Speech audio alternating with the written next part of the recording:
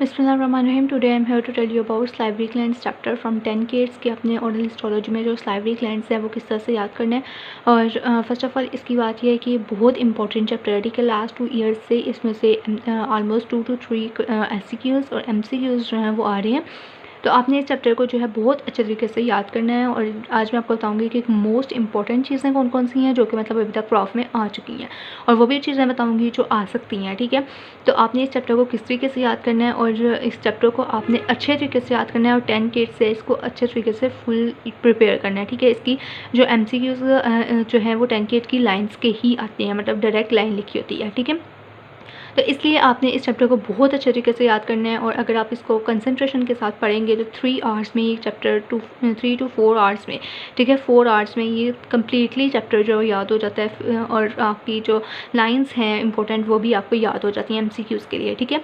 तो आपने इसको अच्छे तरीके से जो है वो प्रिपेयर करना है, गाइडलाइंस को अच्छे तरीके से फॉलो करना है, देखना है, समझना है और साथ साथ इसको अपनी बुक पे जो है वो मार्क करते जाएँ ताकि आपको बाद में दोबारा से मार्क के लिए जो है वो टाइम वेस्ट ना करना पड़े, ठीक है।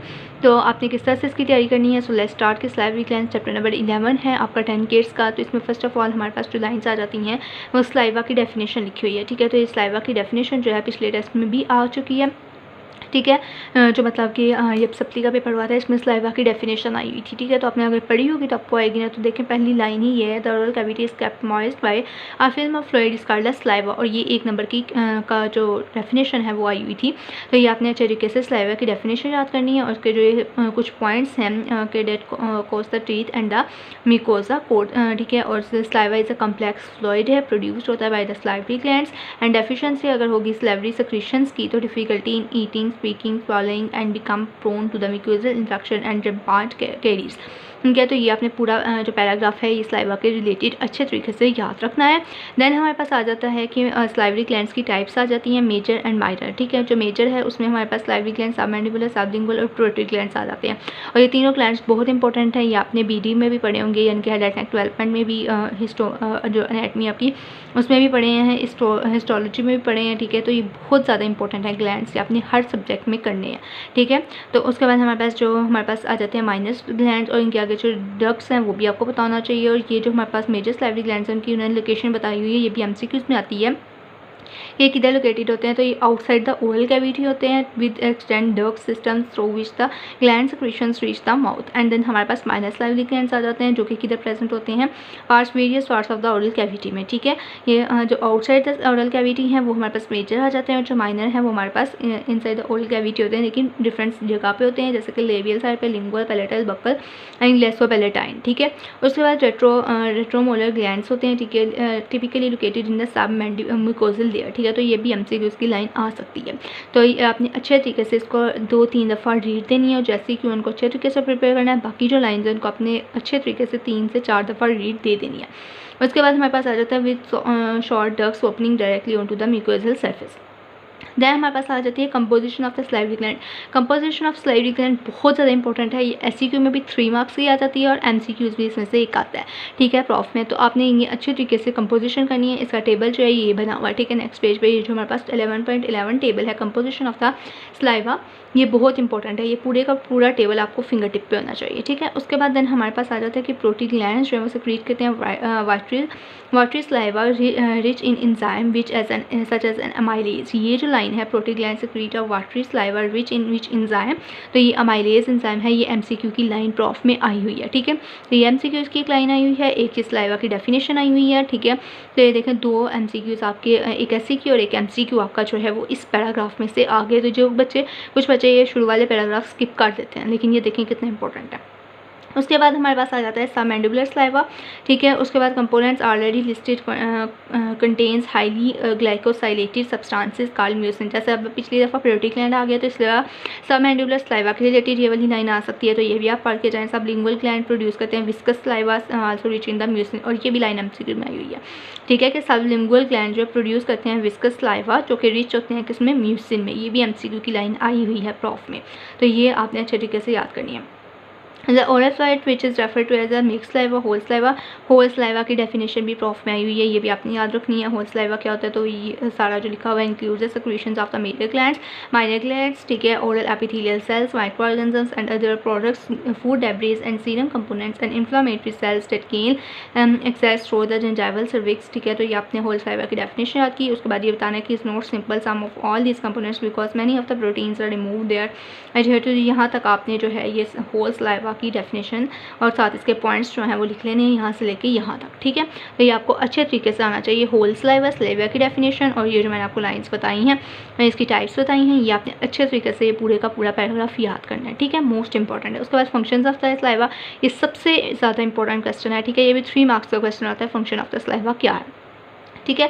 तो इसमें हमारे पास जैसे क्या आ जाता है, प्रोटेक्शन है इसकी पहले आ जाती है, ठीक है। उसके बाद प्रोटेक्शन में इस पर जो मैंने बताया हुआ है, एक प्रोटेक्शन आ जाती है, एक बफरिंग सिस्टम, ठीक है, पेलिकल फॉर्मेशन एंड देन आगे नेक्स्ट पेज पे भी लिखी हूँ मैं, वो भी आपको बताती हूँ।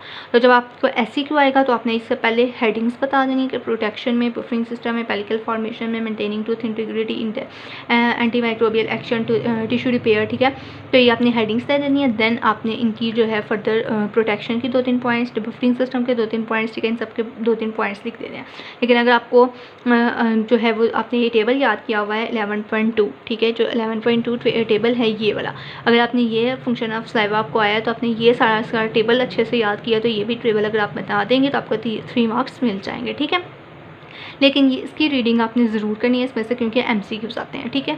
तो फंक्शन ऑफ द सलाइवा, ठीक है, इसका हमने बताना है कि ये प्रोटेक्ट करता है ओरल कैविटी को मैनी वेज में, किस तरह से, यानी कि वॉशिंग एक्शन इसका होता है, clearance of sugar, plaque, micro organisms में इसका रोल होता है, ठीक है, mucin and other glycoproteins provide lubrication में, प्रिवेंशन में, एडहेरिंग में वन टू अनदर, ठीक है। उसके बाद म्यूसिन जो फॉर्म द बैरियर के तौर पे एक्ट होता है, ठीक है, against noxious stimuli and microbial toxins and minor trauma, ठीक है। तो ये जो पॉइंट्स लाइंस मैंने अंडरलाइन की हुई हैं, ये लाइंस जो है वो आप जो है पॉइंट्स बना के लिख सकते हैं जब आपने प्रोटेक्शन की हेडिंग दी और उसमें ये वाले पॉइंट्स लिख देने के ये में इसका रोल होता है, ठीक है।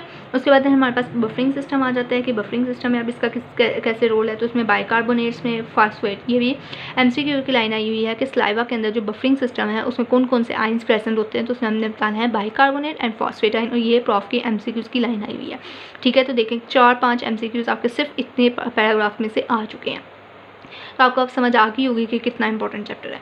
उसके बाद आगे आ जाता है कि प्रोटेक्ट करता है डीमिनरलाइजेशन से, ठीक है, जो कोई काज होते हैं whether bacterial acids and sugar है, मेटाबॉलिज्म्स, ठीक है, बेसिक प्रोटीन्स में इसका जो है वो रोल होता है, प्रोड्यूस यूरिया एंड अमोनिया, ठीक है, विच हेल्प इंक्रीज pH को इंक्रीज़ करने के लिए इन्वॉल्व होते हैं, ठीक है। तो ये भी MCQ आ सकता है कि pH को इंक्रीज़ करने के लिए, ठीक है, कौन सा एक्शन जो है वो परफॉर्म होता है, तो बफरिंग सिस्टम जो है वो यूज़ होता है सलाइवा में, ठीक है। तो इससे रिलेटिव भी MCQs आपको आ सकता है। और उसके बाद आगे जाता है पेलिकल फॉर्मेशन एक्टिव कॉन्स्टिट्यूएंट है, ठीक है। यहाँ पे बताना है ये बाइंड करता है प्रोटीन्स जो इसमें बाइंड करती हैं टीथ के साथ एंड ओरल म्यूकोसा के साथ और एक थिन फिल्म बना देती हैं, ठीक है। और सलाइवरी पेलिकल जिसे हम कहते हैं सलाइवरी प्रोटीन, वो से प्रोटीन्स जो हम बाइंड करती हैं कैल्शियम के साथ and help to protect the tooth surface, ठीक है। तो ये आपको जो वो आना चाहिए नेक्स्ट पेज पे जो कि लिखा हुआ है, ये आपको चीज़ें जो है वो पता होनी चाहिए। उसमें हमारे पास ये वाला, ठीक है, टू द टूथ सरफेस, ठीक है। और others have the binding sides for the oral cavity providing the initial attachment, ये सारा आपने एक दफ़ा पढ़ लेना है। उसके बाद हमारे पास आ जाता है maintenance of the tooth integrity, इसमें से भी MCQ आ जाता होता है, अभी तक वैसे आया नहीं है लेकिन आ सकता है क्योंकि पीछे भी आ गया, तो अब इसमें से भी आ सकते हैं, ठीक है। तो आपने अच्छे तरीके से लाइन्स जो है वो प्रिपेयर करनी है कि सोलिबिलिटी कैल्शियम और फॉस्फेट आयंस, ठीक है। अगर वो भी ये भी पूछ सकते हैं कि सलाइवा इस सुपर सैचुरेटेड होता है कौन सा आयंस के साथ, तो आपको बताना चाहिए कैल्शियम एंड फॉस्फेट आयंस, ठीक है। और बफरिंग सिस्टम में पूछेंगे तो उसमें हमने बाइकार्बोनेट एंड फॉस्फेट आयन बताना है, ठीक है। ये चीज़ आपने याद रखनी है। सोलिबिलिटी जो है इन आयंस की मेंटेन होती है by the several calcium binding proteins, specially acidic proline which proteins and statherin, ठीक है। ये सारा जो पैराग्राफ है ना बाकी ये आपने एक दफ़ा रीड आउट कर लेना है, ठीक है। और रीमिनलाइजेशन जो इनिशियल कैरियर्स, ठीक है, अकर्स होती है enhance by the presence of the fluoride in the saliva, और ये जो वाली जो लाइन है ये भी आपको MCQs में आ सकती है, ठीक है। तो ये आपने याद करना है। और इसमें इंटीग्रिटी में आपने ये आयंस के बारे में बता देना है और बताना है कि सरफेस हार्डनेस को इंक्रीज़ करते हैं, रेजिस्टेंस और टू डीमिनरलाइजेशन को इंक्रीज़ करने, और डीमिनरलाइजेशन होगी तो किस तरह से इसका इफेक्ट होगा। ये 4 पॉइंट्स आपने इसके याद रखने हैं। उसके बाद anti microbial action. Anti microbial action में क्या है कि saliva has a major ecologic influence on the micro organism that colonize oral tissues. ठीक है, तो ये जो पहली लाइन है ये भी आपको MCQs में आ सकती है। ठीक है, तो ये आपने अच्छे तरीके से पढ़नी है। बैरियर इफेक्ट अगर इसका देखें तो प्रोवाइड होता है म्यूसिन से। सलाइवा कंटेन करता है spectrum of the proteins with anti microbial activity. और ये भी मैं आपको एक बात बता दूं कि इसमें जो फंक्शंस लिखे हुए हैं ना, इसके फंक्शंस जो हैं इसके वो इस तरह से भी आते होते हैं कि कोई भी किसी भी एक टॉपिक के बारे में पूछ सकते हैं, यानी कि सिर्फ और सिर्फ वो प्रोटेक्शन का पूछ सकते हैं कि प्रोटेक्शन का क्या रोल है सलाइवा में। ये भी पूछ सकते हैं एंटी माइक्रोबियल एक्शन जो है उसका क्या रोल है इन द सलाइवा। और ये एंटी माइक्रोबियल एक्शन का भी SCQ आ चुका है कि एंटी माइक्रोबियल एक्शंस में कौन कौन से मतलब कि एंटी माइक्रोबियल्स हैं। तो वो ये सारे लिखे हुए हैं, लाइसोजाइम, लैक्टोबैक्टीरियम, पेरोक्सीडेज, सेक्रेटरी ल्यूकोसाइट्स। ठीक है, ये जितने भी नाम लिखे हुए हैं ये सारे के सारे आपने इसमें लिखने हैं। और ये बहुत ज़्यादा दफ़ा क्वेश्चन आया हुआ है एंटी माइक्रोबियल एक्शन के रिलेटेड, SCQ आपको आया हुआ है। ठीक है, तो ये आपने अच्छे तरीके से जो है वो याद करना है। ठीक है, और उसके बाद ये सारे जो हैं ये क्या करते हैं, इनहिबिटर्स हैं इसमें। ठीक है, ये भी आपको पता होना चाहिए इनहिबिटर्स कौन कौन से आ जाते हैं। ठीक है, और ये जो मैंने पॉइंट्स अंडरलाइन किए हुए हैं कि MCQ के लिए बहुत ज़्यादा इंपॉर्टेंट है, ये आपने याद रख लेने हैं। ठीक है, इंक्लूड ये अल्फा डेफिसिन, बीटा डेफिसिन, क्लैथरीन, हिस्टेडीन्स। ठीक है, ये सारे जो हैं इसमें इन्वॉल्व होते हैं इसके फंक्शन में। ठीक है, और ये एंटीवायरल एक्टिविटी के तौर पर भी एक्ट कर रहे होते हैं। ठीक है, इसमें इम्यूनोग्लोबिन्स जो हैं वो भी प्रेजेंट होती हैं। इम्यूनोग्लोबिन A, ये भी MCQ आया हुआ है कि मेजर सलाइवरी ग्लैंड में कौन सी इम्यूनोग्लोबिन मोस्टली प्रेजेंट होती है, तो इम्यूनोग्लोबिन A होती है। MCQ आया हुआ है। ठीक है, कॉज एग्लूटिनेशन। ठीक है, उसके बाद mucin as well as specific agglutinin is also aggregates the micro organism. ठीक है, तो म्यूसिन के रिलेटेड भी आ जाता है। अगर आप ये टेबल अच्छे से याद कर लेते हैं ना तब भी आपके यहाँ बहुत सारे MCQs जो है वो सॉल्व हो जाते हैं।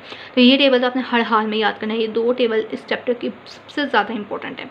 ठीक है, और ये भी एक क्वेश्चन आया हुआ है, adenosine purine is present in the saliva के प्यूरिन कौन सी प्रेजेंट होती है सलाइवा में, तो एडिनोसिन है। ठीक है, ये एडिनोसिन ट्राइफॉस्फेट जो हमारे पास मोनर प्रोटीन उसके रिलेटेड जिससे पूछा गया है MCQs।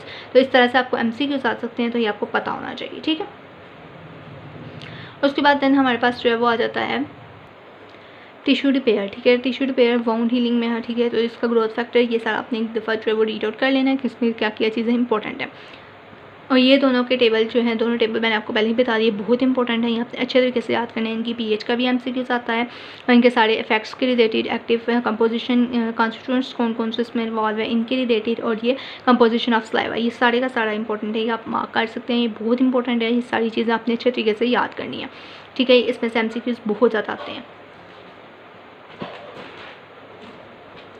उसके बाद हमारे पास आ जाता है डाइजेशन। ठीक है, डाइजेशन एंड टेस्ट। डाइजेशन और टेस्ट ये दोनों भी बहुत इंपॉर्टेंट हैं। ठीक है, ये भी आपने अच्छे तरीके से जो है याद कर लेना है कुछ पॉइंट की डाइजेशन में इसका रोल है। ठीक है, ये मॉइस्चरिंग एंड लुब्रिकेटिंग जो है इसमें इसका रोल आ जाता है। ठीक है, उसके बाद हमारे पास टेस्ट आ जाता है। टेस्ट में इसका आपने बताना है कि क्या क्या रोल है। ठीक है, आप एक दफ़ा पढ़ेंगे तो आपको आइडिया हो जाएगा। Saliva produce by the minor salivary glands in vicinity of the circumvallate papillae contains the proteins. ठीक है, उसके बाद सलाइवा कंटेन करता है proteins that have trophic effect on a taste receptor. तो ये MCQ की लाइन है, ये आपने याद करना है कि इसका ट्रोफिक इफेक्ट होता है। ठीक है, उसके बाद हमारे पास आ जाता है एनाटमी। एनाटमी इसकी जो है बहुत ज़्यादा इंपॉर्टेंट है। मतलब कि अगर आप एनाटमी इसकी यहाँ से याद कर लेते हैं ना तो आपकी जो एनाटमी का पेपर आएगा ना आपको उसमें से भी आपको मोस्टली क्वेश्चन सोचेंगे। और इधर से भी आपको जो है वो MCQs आते होते हैं कि सलाइवरी ग्लैंड्स में, जैसे हमारे प्रोटीन ग्लैंड, सबमैंडिबुलर ग्लैंड आ जाता है, sublingual and the major salivary minor salivary glands. ठीक है, ये सारे ग्लैंड्स हैं, इस तरह से आपने इनको मार्क कर लेना है। इसमें 4 ग्लैंड्स हैं वो आपको पता होने चाहिए। और इनमें आपने क्या क्या याद रखना है, इनकी लोकेशन का आपको पता होना चाहिए, इनकी डक्ट्स का आपको पता होना चाहिए। देन आपको इनकी जो हमारे पास ये लिखी हुई है ब्लड सप्लाई। ठीक है, और पैरासिम्पैथेटिक एंड सिंपैथेटिक सप्लाई कौन कौन सी या कौन सी नर्व से, और ये आपको सारा पता होना चाहिए। ठीक है, जो मोस्टली हमारे पास सिंपैथेटिक इनोवेशन है ना, जितने भी सलाइवरी ग्लैंड्स हैं, ठीक है, वो प्रोवाइड हो रहे होते हैं by the post ganglionic fibres from the superior cervical ganglions travelling with in the body. ठीक है, तो ये जो सलाइवरी ग्लैंड्स हैं इनकी सिंपैथेटिक इनकी इनोवेशन जो है वो ऑलमोस्ट सेम है। जो पैरासिम्पैथेटिक है उनकी डिफरेंट है। तो ये आपको पता होना चाहिए। इनकी ब्लड सप्लाई का पता होना चाहिए, इनकी लोकेशन का पता होना चाहिए। ये आपने जो मैंने पॉइंट्स अंडरलाइन किए, ऑलमोस्ट मैंने सारी लाइन्स अंडरलाइन की हैं क्योंकि सारी आपने एक दफ़ा रीड आउट करनी है। और जो मैंने आपको चीज़ें बताई हैं वो आपको इनका पता होना चाहिए। ठीक है, इनकी एनाटमी आपको सारी पता होना चाहिए। और ये भी पूछते हैं कि प्रोटी ग्लैंड जो है उसकी शेप कैसी है, ठीक है, सबलिंगुअल सबमैंडिबुलर की शेप कैसी है। तो ये जो एनाटमी BD84 है आपकी बुक, उसके अंदर इसकी सारी एनाटमी लिखी हुई है। वहाँ से जब आप याद करेंगे और यहाँ से आप याद करेंगे तो तब आपकी एनाटमी और MCQs क्लियर होंगे, ठीक है। यानी कि ये जो शेप्स हैं ये आपकी इस चैप्टर में से भी आ जाती थी, यानी कि ओरल हिस्ट्री में भी आ जाती हैं, जो कि BD में लिखी हुई हैं, ठीक है। तो ये आपने इसको रिलेट करके पढ़ना है। जब आपने वहाँ पे ग्लैंड्स पढ़ रहे हैं तब कोशिश करनी है कि ये जो एनाटमी है इसकी, तब भी ये भी उसके साथ ही आप कवर कर लें, ठीक है। और इसकी ड्रग्स का भी आपको पता होना चाहिए। ड्रग्स का MCQ आता होता है हर साल, एक क्वेश्चन इस एनाटमी में से ओरल हिस्ट्री में आता है, ठीक है। तो ये आपने अच्छे तरीके से याद करना है। इसकी डक्ट जो है वो स्टेंसन्स डक्ट है, ये पिछले साल MCQs में आई थी, सप्ली के पेपर में भी आई है। उसके बाद सबमैंडिबुलर ग्लैंड की डक्ट कौन सी है, वॉटन्स डक्ट है, ठीक है। ज़्यादातर इन दोनों की पूछी जाती है और सबलिंगुअल की पूछी जाती है, जिसमें ये 2 डक्ट्स हैं, एक स्मॉलर है एंड लार्जर। ये भी वो पूछते हैं स्मॉल वाली कौन सी है और लार्ज वाली कौन सी है, ठीक है। और इनकी फेशियल नर्व सप्लाई आपको आपसे पूछ सकते हैं, ठीक है।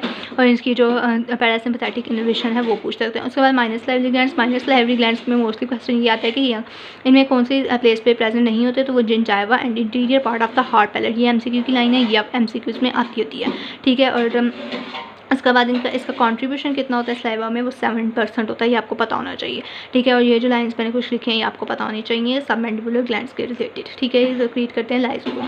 उसके बाद इनकी लोकेशन आपको पता होनी चाहिए, ठीक है। सबकी मैंने वो बता दिया कि इनकी लोकेशन आपने अच्छे तरीके से याद रखनी है। उसके बाद देन हमारे पास आ जाता है, ये वाले आ जाती हैं, ये जो लाइन है वॉन एबनर्स लाइन, ठीक है। तो ये भी आ जाते हैं कि they are predominantly mucous glands हैं, स्वाई किसके फॉर द लिंगुअल सीरस जो ग्लैंड जो कि कौन सा है, वॉन एबनर ग्लैंड, ठीक है। तो ये भी MCQ की लाइन है और ये वाइवा में भी पूछते हैं, ठीक है। तो ये आपने लाइन्स अच्छे तरीके से याद रखनी है इसकी, ठीक है। फोलेट पेपिलार के बारे में भी आपको बताना चाहिए। उसके बाद देन हमारे पास आ जाती है डेवलपमेंट जो है इसकी, वो अभी तक पेपर में कभी आई नहीं है, लेकिन आपने इसको अच्छे तरीके से एक दफ़ा याद ज़रूर करना है। इसके कुछ पॉइंट्स हैं जो कि आपको पता होने चाहिए, ठीक है।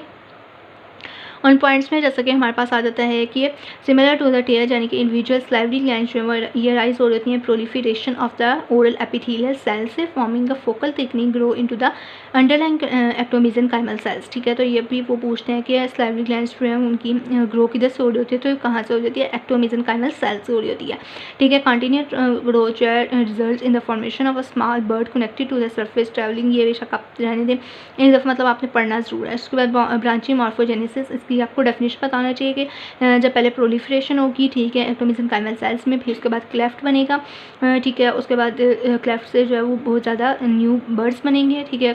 कंटिन्यूशन दिस प्रोसेस होती है उसको हम लोग ब्रांचेस मॉर्फोजेनेसिस कहते हैं, जो कि प्रोड्यूस करती है successive generation of the buds and एग्रेटिक एमिकुलेशन ऑफ द ग्लैंड। उसके बाद आपको बताना चाहिए कि इन विट्रो क्या होता है, कि स्टडी की जाती है सलाइवरी ग्लैंड डेवलपमेंट की इन विट्रो। अगर देखें तो जो प्रोसेस है ब्रांचिंग मॉर्फोजेनेसिस का रिक्वायर इंट्रैक्शन होती है between the epithelium and the mesenchymal cell, ठीक है। तो ये भी पूछते हैं कि प्रोसेस ऑफ ब्रांचिंग मॉर्फोजेनेसिस जो है उसमें क्या होता है, तो इंट्रैक्शन होती है एपिथेलियम एंड मेसेनकाइमल सेल्स के दरमियान, ठीक है। उसके बाद क्या होता है कि जो ट्रांसफॉर्मेशन होती है उसके बाद इसके अंदर ये पूछा जाता है मोस्टली कि कौन सा फैक्टर इन्वॉल्व होता है, तो फिब्रोब्लास्ट ग्रोथ फैक्टर जो है वो इन्वॉल्व होता है, ठीक है। ट्रांसफॉर्मिंग ग्रोथ फैक्टर B जो है वो इन्वॉल्व होता है, जो कि प्ले करते हैं in the development of the branching, यानी कि आपने पहले प्रोलिफरेशन के बारे में बताया, फिर क्लेफ्ट की फॉर्मेशन और ब्रांचिंग मॉर्फोजेनेसिस हुई। उसके बाद हम देखें तो इसकी इंट्रैक्शन किसके साथ हो रही होती है, उसके बाद इसके अंदर ये फिब्रोब्लास्ट कौन से जिनके फैक्टर्स कौन से प्रेजेंट है, तो 2 फैक्टर्स जो हैं वो प्ले करते हैं इंपॉर्टेंट रोल, वो आपको बताना चाहिए।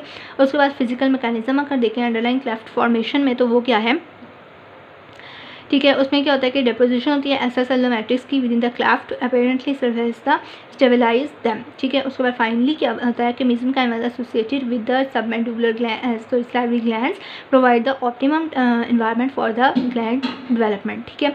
जब इसकी डेवलपमेंट होती है of lumen within the branched epithelium generally, तो अक्कर होती है इसकी डेवलपमेंट ऑफ ल्यूमिन, ठीक है। ये कभी कभी वाइवा में पूछ लेते हैं कि सलाइवरी ग्लैंड में ल्यूमिन जो होता है उसकी डेवलपमेंट किस तरह से होती है, तो उसमें 3 जो है वो अक्कर होते हैं प्रोसेसेस, यानी कि पहले जो है वो हमारे पास डिस्टल सरफेस पे, फिर प्रॉक्सिमल एंड देन फिर सेंट्रल पोर्शन में जो है उसकी फॉर्मेशन हो रही होती है, ठीक है।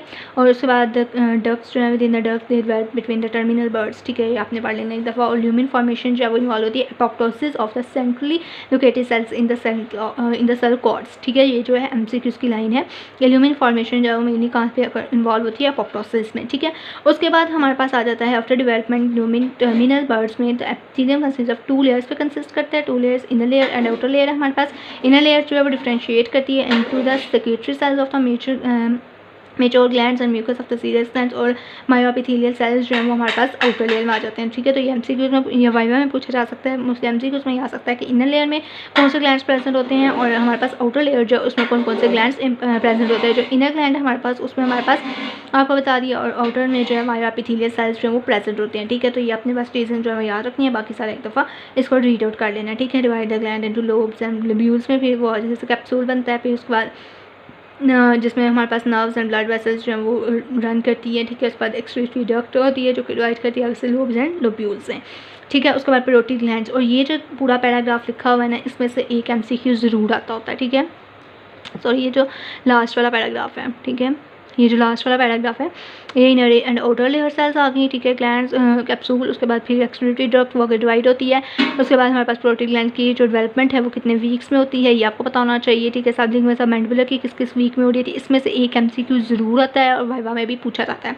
तो ये आपने पूरे का पूरा पैराग्राफ जो अच्छे से याद करना है और ऊपर वाला सारा अच्छे से रीड कर लेना है। ठीक है, इस तरह से रीड करने के अगर मतलब ऐसे क्यों आए तो आप उनको उन पॉइंट्स में लिख सकें जो मैंने आपको बता दिए, 4-5 पॉइंट्स हैं इसके। ठीक है, और उसके बाद देन हमारे पास स्ट्रक्चर आता है। स्ट्रक्चर जो है इसमें हमारे पास आ जाता है स्लाइवरी ग्लैंड जो कंसिस्ट करता है series of the branched system ducts में terminating in the spherical and tubular secretory. ठीक है, उसके बाद इसका जो स्ट्रक्चर है ना, इसकी वीडियो इंशाल्लाह ताला मैं आपको जो है वो नेक्स्ट वीडियो में बताऊंगी। ठीक है, और वीडियो अच्छी लगी है तो लाइक एंड सब्सक्राइब करें, शेयर करें और जो डिस्क्रिप्शन में आकर उसको ज़रूर देख लीजिएगा। ठीक है, अल्लाह हाफ़िज़।